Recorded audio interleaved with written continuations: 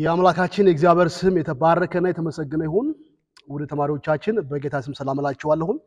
እግዚአብሔር በብዙ ረድቶን ዛሬ መጨረሻው የኮርሳችን ማጠቃለያ ላይ ደርሰናል።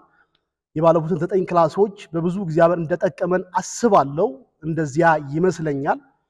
እንደው በአካል አግኝቻችሁ ያንዳንዳችሁን እንዴት ነው ብዬ በጠይቅ ደስ ባለኝ ነበር። እንደሱ ማድረግ እንግዲህ አልቻልንም።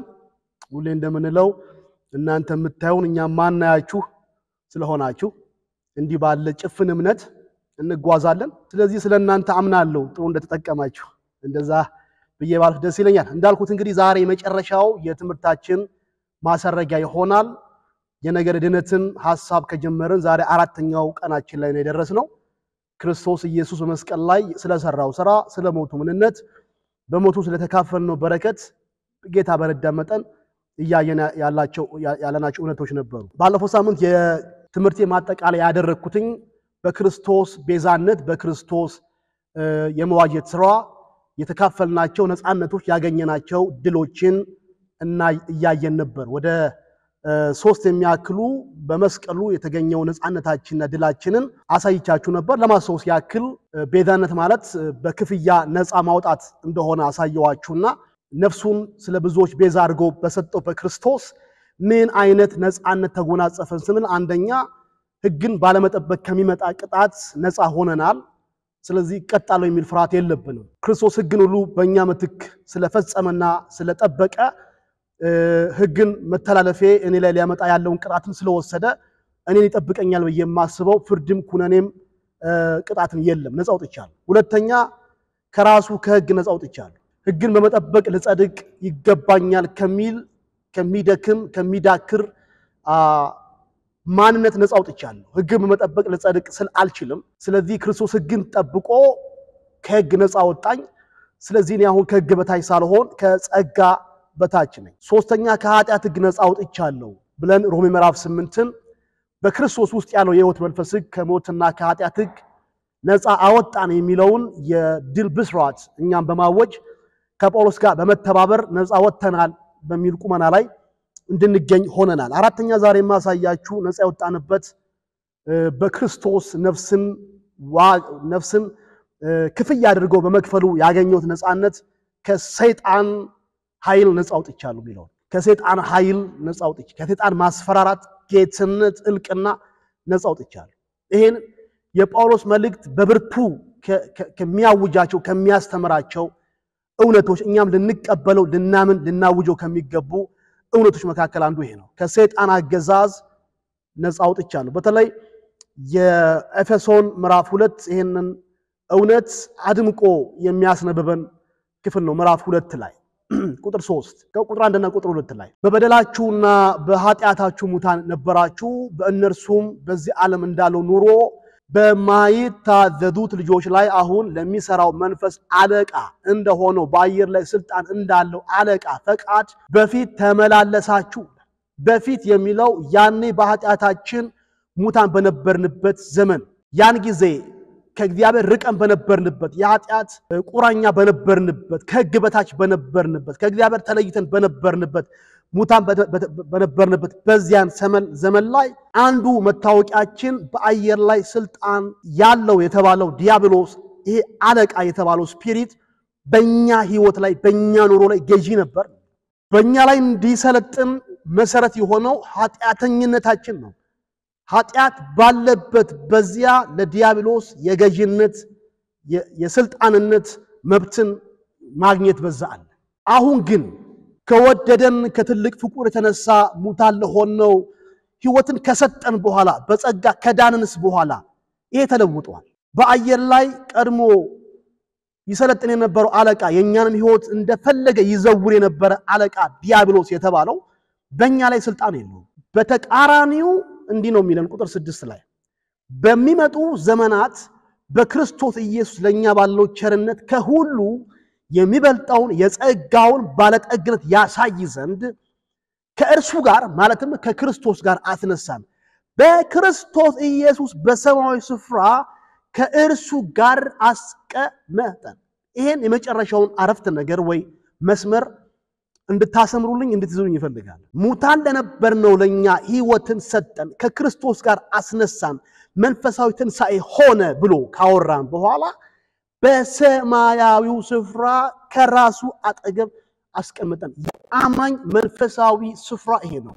በሰማያዊው ስፍራ ይሄ ሰማያዊ ስፍራ የሚባለው በኤፌሶን መጽሐፍ ላይ ቢያንስ 3 ጊዜ ይጠቀሳል። አንደኛው ላሳያችሁ ምን እንደሚያመለክት ምዕራፍ 1 ክርስቶስን ከሙታን ሲያስነሳው ከአለቅነት ከስልጣን ከኃይል ከጌትነት ከሚተሳቸው አለቆች ስልጣናት ኃይል ጌትነት ያላቸው ምዕራፍ 6 ቁጥር 10 ላይ ውጊያችን ከደምና ከስጋ ጋር አይደለም ከዚህ ዓለም ከጨለማ ገዦች ጋር ከስልጣናት ጋር ነው የአጋሩን ዓለም የስልጣን ተዋረድ የሚያሳይ ኢየሱስ ከሙታን ከተነሳ በኋላ ከነዚህ ከመንፈሳዊ አለቆች ስልጣናት ገዦች ከተባሉት ሁሉ በላይ በዚህ ዓለም ብቻ ሳይሆን ሊመጣ ባለው ዓለም ከሚጠራው ስም ሁሉ በላይ በሰማያዊው ስፍራ በቀኙ ሲያስቀምጠው በክርስቶስ ባደረገው ሥራ የብርታቱ ጉልበት ይታያል። የሰማያዊ ስፍራ ማለት የስልጣን ስፍራ ነው፣ የገዥነት ስፍራ ነው፣ የበላይነት ስፍራ ነው። ምዕራፍ 2 ላይ መጥቶ እኛን ከክርስቶስ ጋር ካስነሳን በኋላ በሰማያዊው ስፍራ አስቀመጠ። ዲያብሎስ በእኔና ባንተ ሕይወት ውስጥ አንዳችም የገዥነት ስልጣን የለውም። በክርስቶስ ከማመናችንና ድነትን ከመቀበላችን የተነሳ ነፃነት አግኝተናል። ነፃነት አግኝተናል ብቻ ሳይሆን በዲያብሎስ ላይ ስልጣን ተሰጥቶናል። ጌታችን ኢየሱስ በግልጽ ለሐዋርያቱ ለደቀ መዛሙርት በእርሱ ላመነው ሁሉ ሊሆን በሚችል መልኩ ያወራን የምስራች ይሄ ነው። ሰይጣን እንደ መብረቅ ከሰማይ ሲወድቅ አየው። እባብና ጊንጡን ትረግጡ ዘንድ በጠላት ኃይል ሁሉ ላይ ስልጣን ሰጥቻችኋለሁ፣ የሚጎዳችሁም የለም። ሁለተኛ ነፃነት የማግኘታችንን ብስራት ከሚያበስሩ መልእክቶች መካከል ሌላው ቆላስይስ ምዕራፍ 1 ቁጥር 13 ላይ እርሱ ከጨለማ ስልጣን አዳነን። እግዚአብሔር ይመስገን ድኛለሁ። ከምን? ከጨለማ ስልጣን ቤዛነቱንም እርሱንም የኃጢአት ስርየት ወዳገኘንበት ወደ ፍቅሩ ልጁ መንግስት አፈለሰን። መንግስት ለውጠናል። ከዲያብሎስ ተገዥነት አምልጠናል። ይህም በክርስቶስ መስቀል የተሰራ ስራ።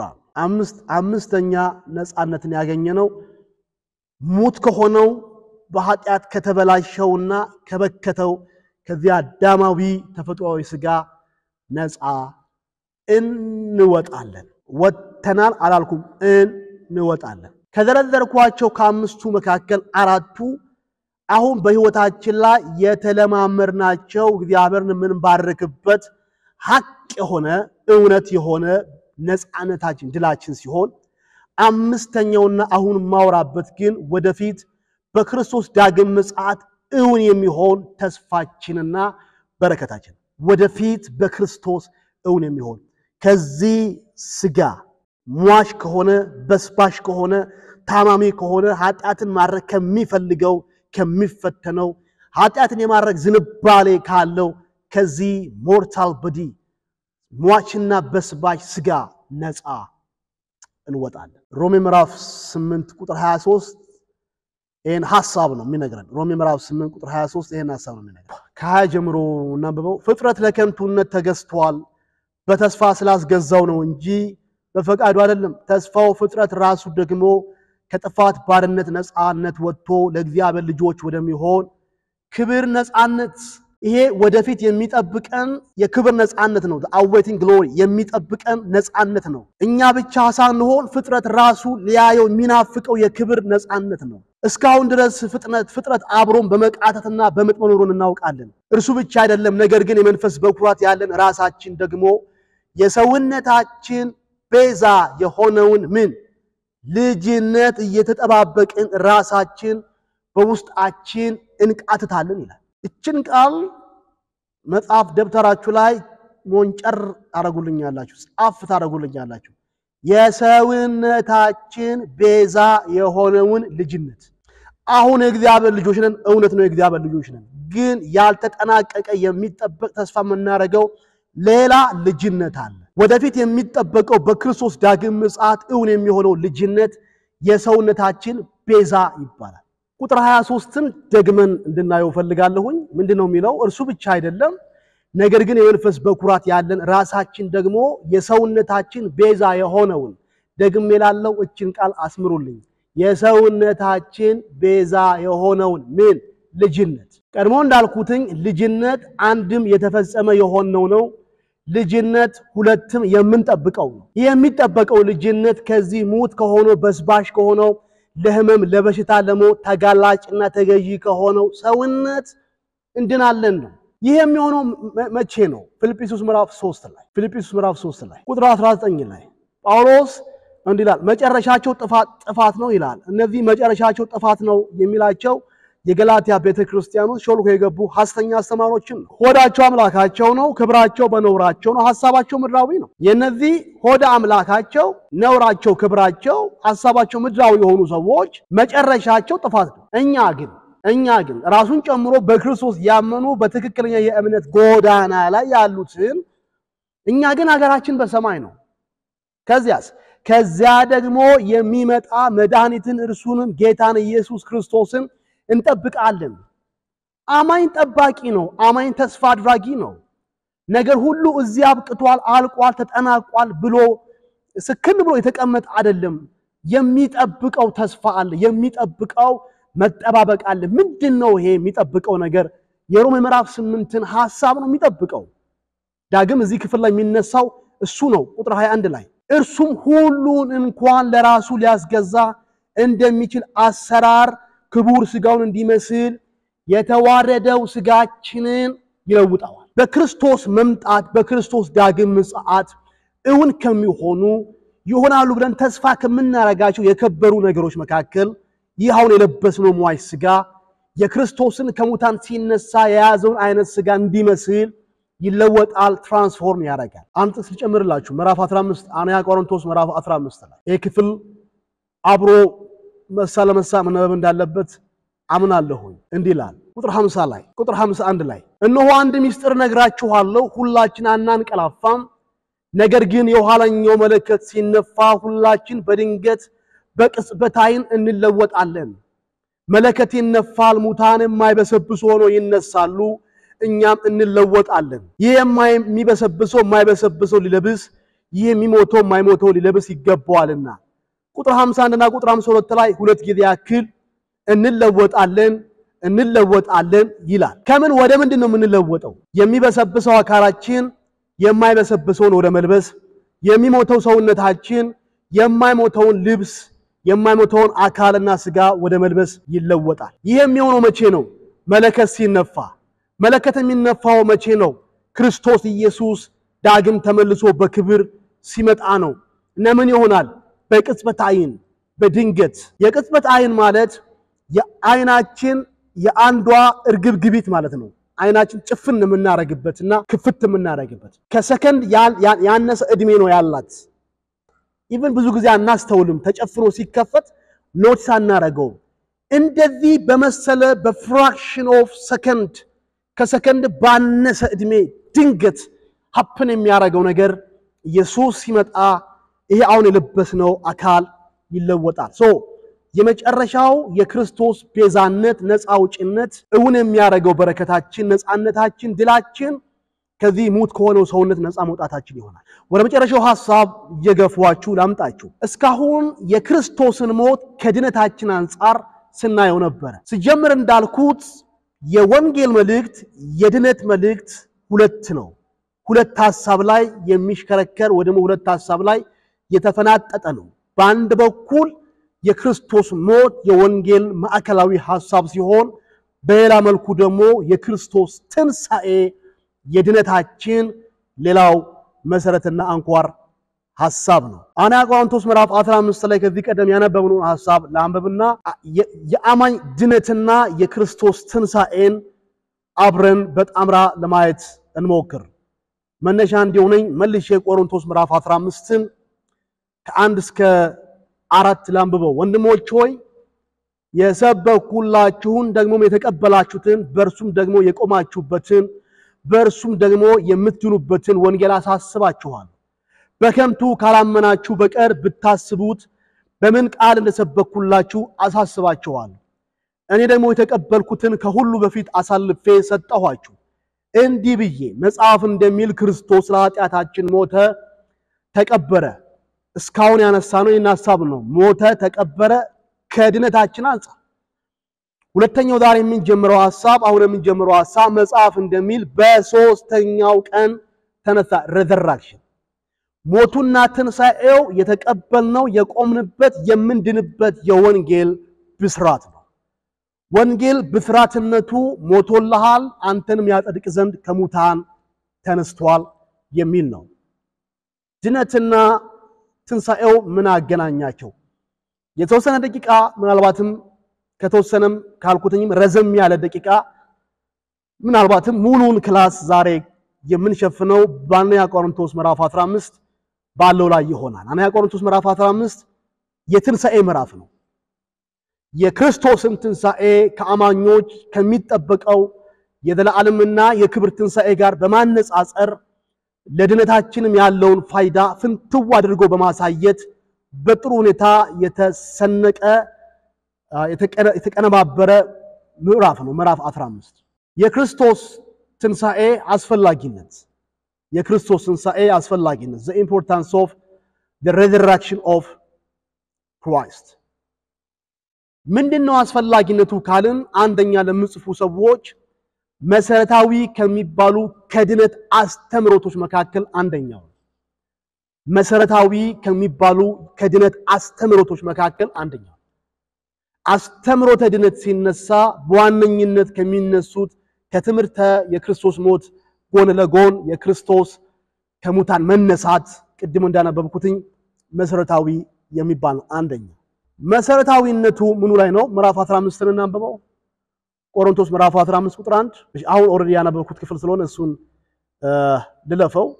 ሁለተኛ ማነሳው መሰረታዊ የድነት አስተምሮት ክፍል ነው ከሚለው ባሻገር ሁለተኛ ቤተክርስቲያን ህልውናን ያገኘችበት ወይም የተመሰረተችበት መሰረቷ ስለሆነ ትንሣኤ የቤተክርስቲያን የህልውናዋ መሰረት ነው። it's a foundation stone ምዕራፍ 15 ከቁጥር 13 እስከ 19 ምዕራፍ 15 ከቁጥር 13 እስከ 19 ከ12 ጀምሮ ላንብበው። ክርስቶስ ከሙታን እንደተነሳ የሚሰበክ ከሆነ ከናንተ አንዳንዶቹ ትንሣኤ ሙታን የለም እንዴት ይላሉ? ለምዕራፍ 15 መጽሐፍ ምክንያት የሆነው የትንሣኤ ክህደት ቆሮንቶስ ቤተክርስቲያን ሰርጎ መግባቱ ነው። ከቆሮንቶስ አማኞች መካከል አንዳንዶች የሚላቸው በስም ያልተጠቀሱ የወደፊት የአማኞች አካላዊ ትንሣኤ የሚባል ነገር የለም የሚል ኑፋቄን አሰርገው አግብተዋል። ትንሣኤን መካድ ግን የሆነ አንድ ነገር መካድ አይደለም። ጠቅላላ ተስፋችንን ነገዎቻችንን ድነታችንን የዘላለም ህይወታችንን ጽድቃችንን ሁሉ ነገራችንን ለጥፋትና ለውድመት አሳልፎ መስጠት ነው ትንሣኤ መካድ። ጳውሎስ ይሄንን የትንሣኤ ሙታን የለም ትምህርት ይሞግታል። ትንሣኤና ሙታን ከሌለ ታዲያ ምንድነው ሲባሉ እነዚህ ሰዎች ከሞት በኋላ የሰው ነፍስ የቅዱሳን የኃጥአንም ማለት ነው የሰው ነፍስ ልክ እንደ እንስሳ ነፍስ በኖ ይጠፋል የሚል ትምህርት ያስተምራል። ውሻ ቢሞት ዶሮ በግ ሲሞቱ ስናርዳቸው ነፍሳቸው ሲኦልም አይገባም ገነትም አይገባም በኖ ነው የሚጠፋው ዲዞልቭ ያደርጋል። የሰው መጨረሻ እንደዛ ነው የሚል አተያይና አስተምሮ ቆሮንቶስን ያናወጣት እንዳለ እንገነዘባለን። ትንሣኤና ሙታን ከሌለ ይላል ጳውሎስ ይሄን ሐሳብ ሲሞግት ትንሣኤ ሙታን እስከሌለ ክርስቶስ አልተነሳም።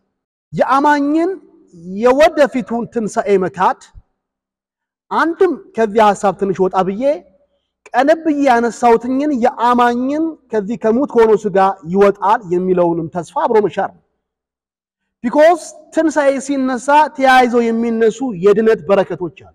ትንሣኤ የለም ከተባለ ከትንሣኤ ጋር ተያይዞ የተነሱት የአማኝ ተስፋዎች የድነት በረከቶች የሚያመጥበት የሚናፍቀው የክብር መገለጥ አብሮ ለጥፋት ይዳረጋል። ከዛ ባለፈ ግን አሳሳቢውና ከባዱ ክርስቶስ ትንሣኤ ሙታን ከሌለ የኔና የናንተ የወደፊቱ መነሳት ከሌለ ምንድነው የሆነ ያለው ማለት ነው? ወደሞ የሆነው ምንድነው? ክርስቶስ አልተነሳም ማለት ነው። የአማኝን ትንሣኤ መካድ የክርስቶስንም ከሙታን መነሳት መካድ ነው። የክርስቶስን ከሙታን መነሳት ደግሞ ከካድን ቁጥር 14 ላይ እንዲህ ይላል፣ ክርስቶስ ደግሞ አልተነሳም ካልን ስብከታችን ከንቱ ነው፣ እምነታችን ደግሞ ከንቱ ናት። ስለዚህ ቤተክርስቲያን ይዛቸው ያለችው የከበሩ ተስፋዎቿ ሁሉ ዶጋመር ሊሆኑ ነው። በስብከቷ የምታነሳቸው የዳግም መምጣቱና የትንሣኤው በረከቶች የአዲስ አካል የማይበሰብሱ አካል መልበስ፣ ከክርስቶስ ጋር ለዘላለም መኖር፣ እንባ የለም፣ ሞት የለም፣ ህመም የለም የሚለው ተስፋዋ ይህ ሁሉ ከንቱ ነው። እምነታችን ደግሞ ከንቱ ነው፣ just fake ነው። የህልም እንጀራ ነው ማለት ነው። ሰው ከህልሙ ሲነቃ በህልሙ ይሰማው የነበረው ጥጋብ ውሸት እንደሆነ በመራቡ እንደሚያረጋግጥ እምነታችን እንዲህ ነው ማለት ነው። ዝም ብለን እየቃዠን ነው ማለት ነው። ክርስቶስ ካልተነሳ የአማኝ ስብከት፣ የአማኝ ተስፋ፣ የአማኝ እምነት ሁሉ ዜሮ ነው። ይሄ ማለት ቤተክርስቲያን መሰረት የለሽ መሰረት አልባ ነች ማለት ነው። ዝም ብለን ነው እየደከመን ያለ ነው። ቁጥር 15 ደግሞም ይላል ሌላም የሚፈጠር ደግሞ ክደት አለ። ትንሣኤን በመካዱ ሌላ የሚፈጠር ስህተት አለ፣ ብልሽት አለ።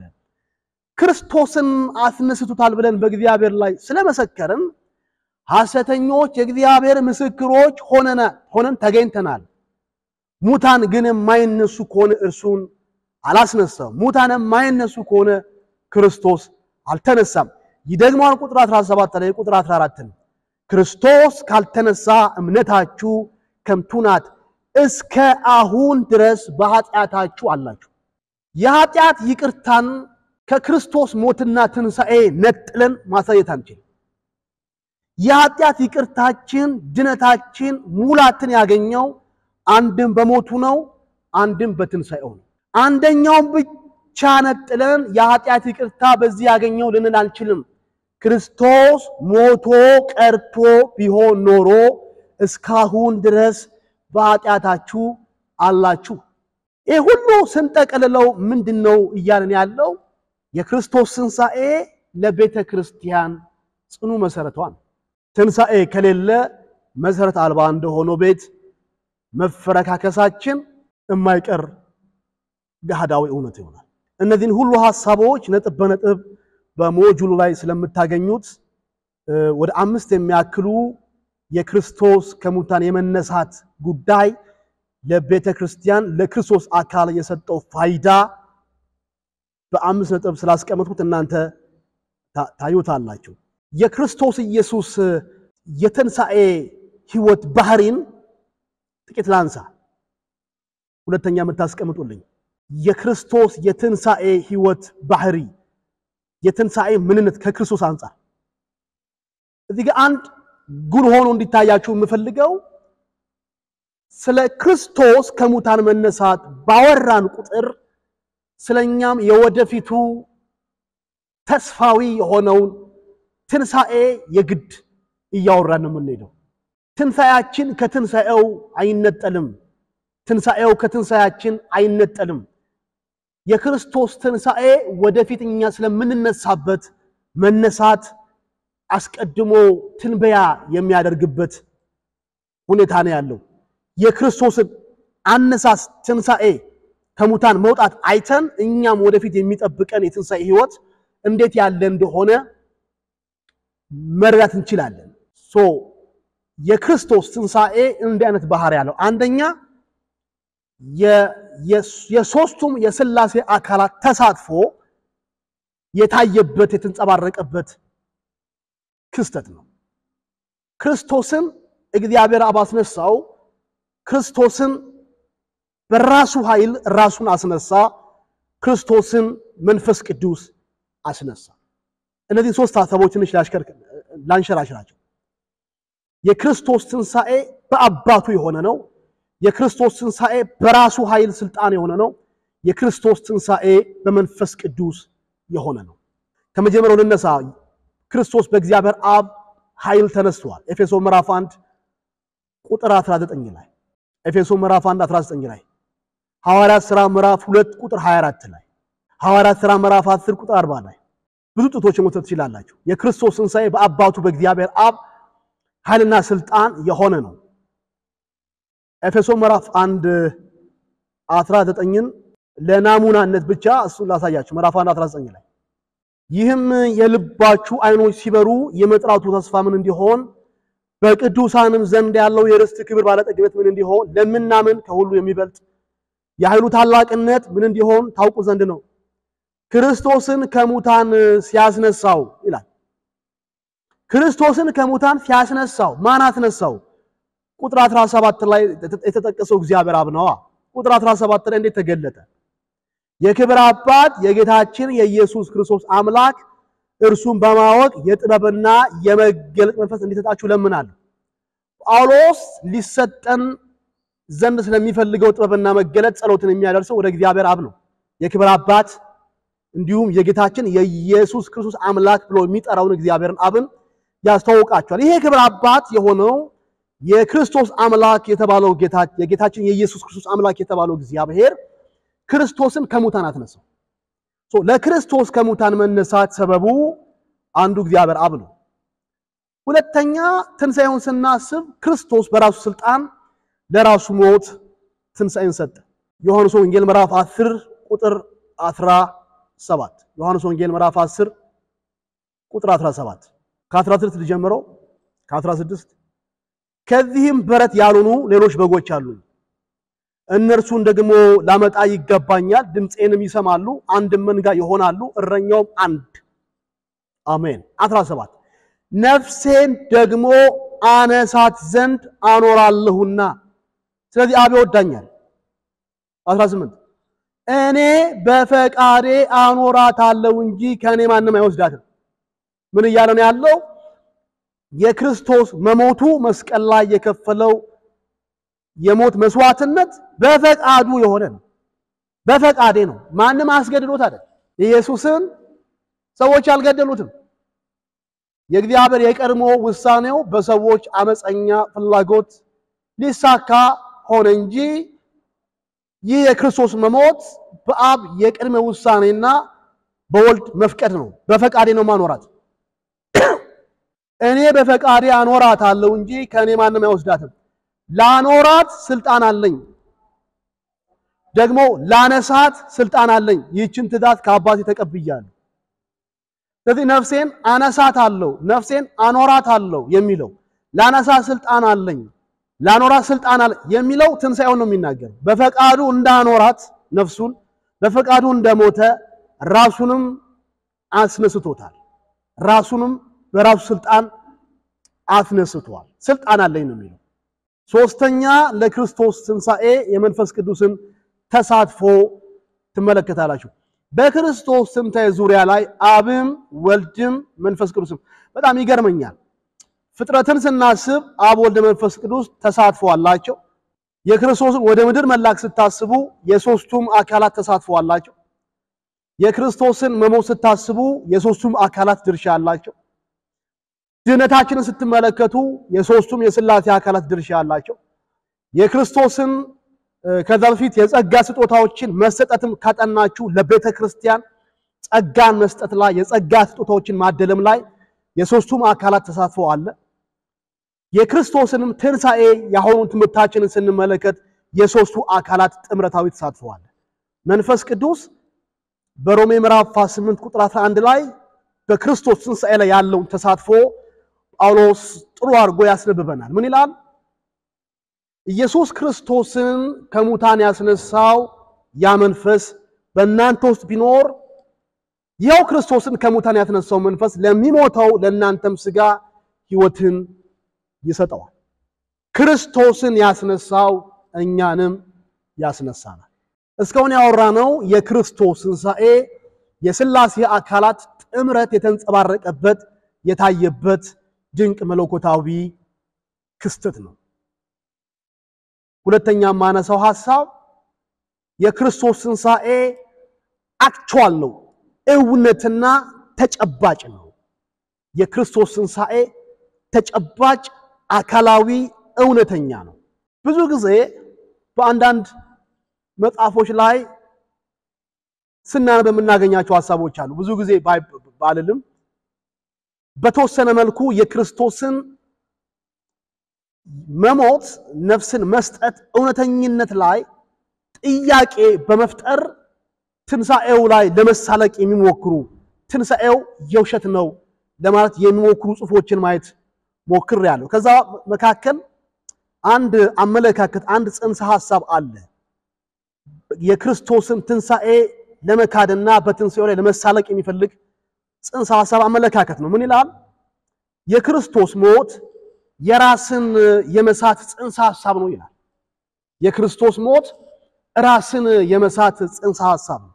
ራስን የመሳት ክስተት ነው ማለት መስቀል ላይ ኢየሱስ ፍጹም አልሞተም፣ ነፍሱን አልሰጠም፣ ነፍሱ ከስጋው አልተለየችም፣ ራሱን ሳተ፣ አንኮንሺየስ ሆነ እንጂ የሚል ቲዮሪ ወይ ደግሞ ጽንሰ ሐሳብ ታገኛላችሁ። ይሄንን ቲዮሪ ነው እንግዲህ ራስን የመሳት ጽንሰ ሐሳብ ምንለው።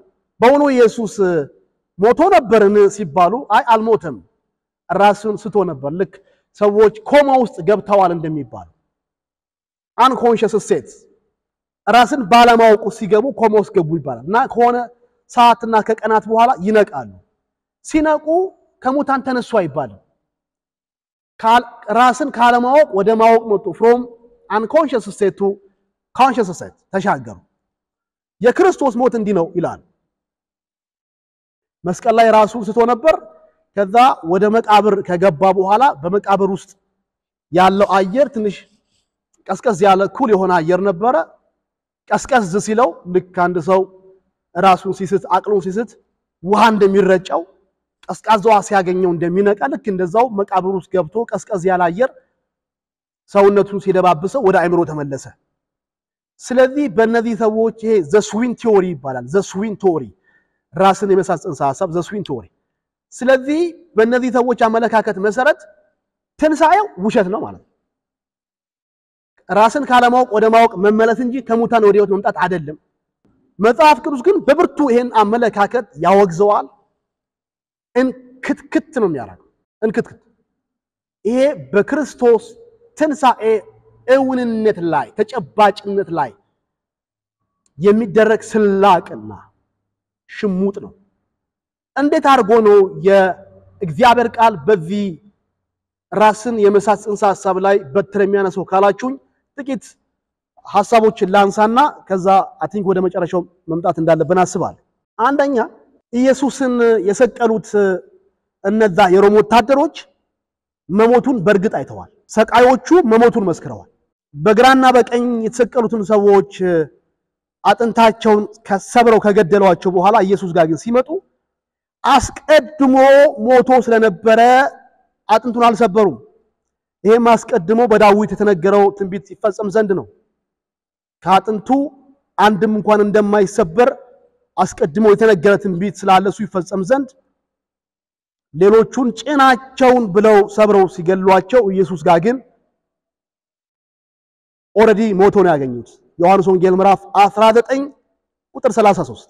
ስለዚህ እነዚህን የተለጠነና ሰውን መስቀል ላይ አንጠልጥሎ በመግደል ልምድ ያላቸው ወታደሮችን ሰቃዮቹን ኢየሱስ ሳይሞት ሸውዷቸዋል ብለን ማሰብ ተላላነትና ቂልነት ካልሆነ በስተቀር የማይመስል ነገር ነው። ሁለተኛው ኢየሱስን መጥቶ ጎኑን በጦር የወጋው መቶ አለቃ መሞቱን መስክሯል። ጎኑን ሲወጋው ደምና ውሃ ተቀላቅሎ መውጣቱን ማርቆስ ምዕራፍ 15 ከ44 እስከ 45 ላይ ታገኛላችሁ። በታላቅ ድምጽም ጮሆ ነፍሱን ሲሰጥ በእውነት ይሄ የእግዚአብሔር ልጅ ነው ብሎ መሰከረ። መቶ አለቃውም የመመስከሩ እውነትን ታያላችሁ።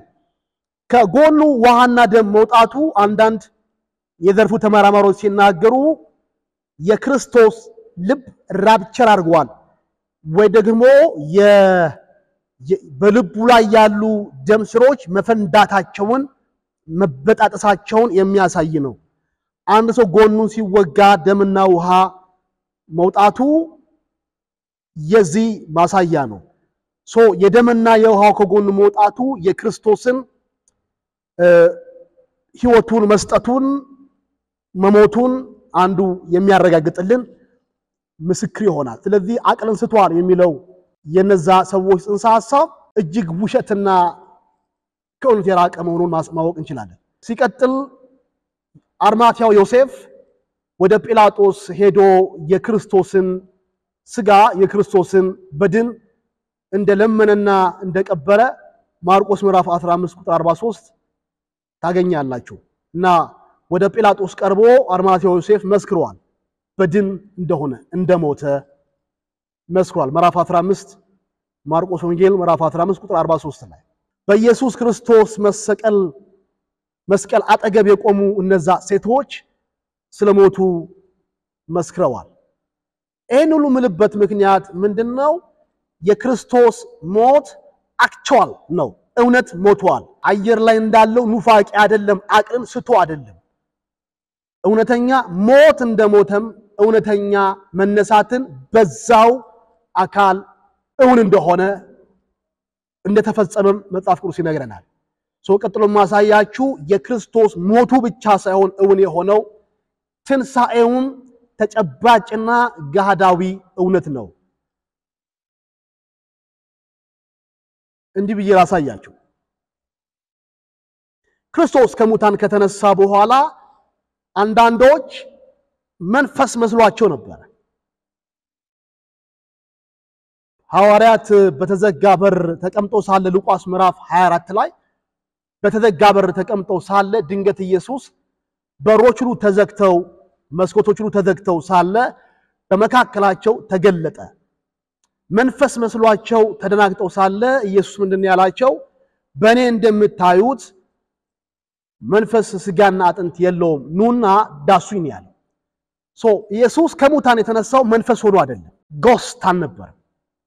ተጨባጭ በሆነ አካላዊ ስጋ ከሙታን ተነስቷል። ይሄ የሚያሳየን የኛም የወደፊት ትንሳኤ አካላዊ ነው። ተጨባጭ አሁን የለበስነውን አካል የሚመስል ግን የተለየ ግን ተጨባጭ የሆነ አካል ይዘን እንነሳለን። የክርስቶስ የትንሳኤ አካል የሚዳሰስ የሚጨበጥ ተጨባጭ የሆነ አካል ማቴዎስ ወንጌል ምዕራፍ 28 ቁጥር 9 ላይ ማቴዎስ ወንጌል ምዕራፍ 28 ቁጥር 9 ላይ ለሐዋርያቱ ኢየሱስ ምን አላቸው? ስልጣን በሰማይና በምድር ተሰጠኝ አላቸው። እነሱም ወደሱ መጡ፣ እግሩ ላይ ተደፉ፣ እንድ ሰገዱለት። እግሮቹ ላይ ተደፉ፣ እግሮቹን ያዙት። ከሙታን የተነሳው ኢየሱስ የሚዳሰስ አካል ተጨባጭ አካል ይዞ ነው። በጣም ብዙ ምስክሮች ከወንጌላት ውስጥ መጥቀስ ይቻላል፣ እናንተ ማየት ይችላል። ሶስተኛ ከሙታን የተነሳው ኢየሱስ ክርስቶስ የሚበላና የሚጠጣ አካል ይዞ ነው የተነሳው። የያዘው አካል ምግብ ጠል አካል ሳይሆን የሚበላ የሚጠጣ አካል ነው። ሉቃስ ምዕራፍ 24 ላይ ከቁጥር 41 ጀምሮ ሉቃስ 24 41 ጀምሮ አሳ እንደበላ የተጠበሰ አሳ ሰጥተውት እንደበላ ማርም እንደበላ በፊት ለፊታቸው ነው ይሄን ያደረገው። ያዩት በላ። የክርስቶስ የትንሣኤ አካል ተጨባጭ ሊዳሰስ የሚችል መመገብ የሚችል አካል። በዚህ ላይ ቀሪዎቹን ነጥቦች እናንተ ልታዩዋቸው ትችላላችሁ። እንግዲያውስ ክርስቶስ ከሙታን እንደተነሳ ልክ እንዲሁ እሱ በተነሳበት አካል እኛም እንዲሁ እንነሳለን የሚለው የድነታችን አንዱ አካልና የድነታችን ማሳረጊያ የመጨረሻው በረከታችን ነው። የትምህርቴ ምናልባት የመጨረሻ የማደርገው የክርስቶስ ከሙታን የመነሳት ማረጋገጫ የሚል እዚህ ጋር አስቀምጫለሁ። እሱን በግላችሁ አልታዩ ትችላላችሁ። የትምህርቴን መዝጊያ ጊዜ የሚፈቅድልኝ ከሆነ የድህነት በረከት ትግበራ የድህነት ወይ ደግሞ ደህንነት ማለት ነው። የድህነት በረከት ትግበራ በህይወታችን ላይ የሚል ነው። እስካሁን ያየነው የክርስቶስ ሞት የክርስቶስ ትንሣኤ ለድነታችን እግዚአብሔር የከፈለው ሲሆን ይህ እግዚአብሔር በሞቱና በትንሣኤው የሰራልን በረከት በእኛ ህይወት ላይ ተግባራዊ ሆኖ የሰጠን ወይ ኮንትሪቢዩት ያደረገልን የለገሰን በረከታችን ምንድነው የሚል ሐሳብ ለማንሳት እንሞክረው።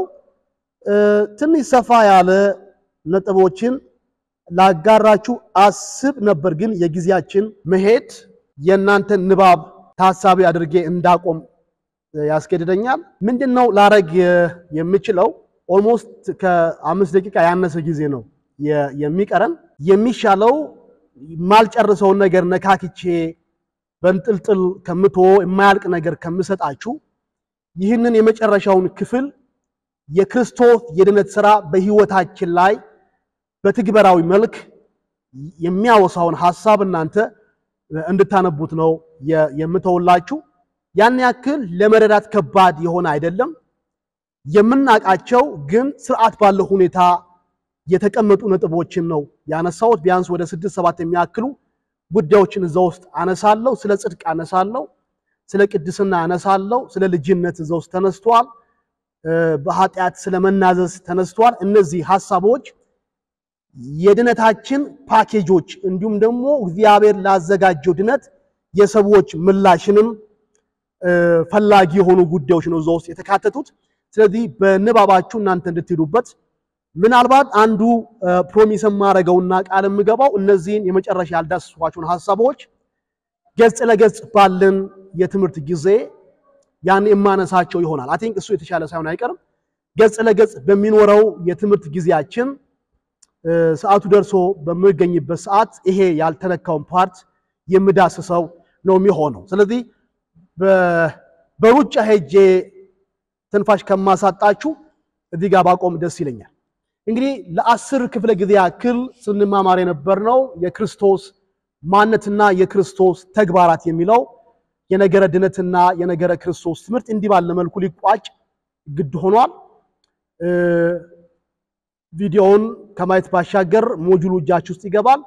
በጥሩ ሁኔታ እንደምትጠቀሙበት አምናለሁኝ። በተረፈ እግዚአብሔር ዘመናችሁን ይባርክ። የተማራችሁትን ነገር ለበረከት ለብዙዎች መጠቀም ምክንያት እንዲሆን እግዚአብሔር ጸጋውን ሁሉ ያበዛላችሁ ዘንድ ዘውትር ጸሎቴ ለእናንተ ነው። ወዳችኋለሁ። ተባረኩ።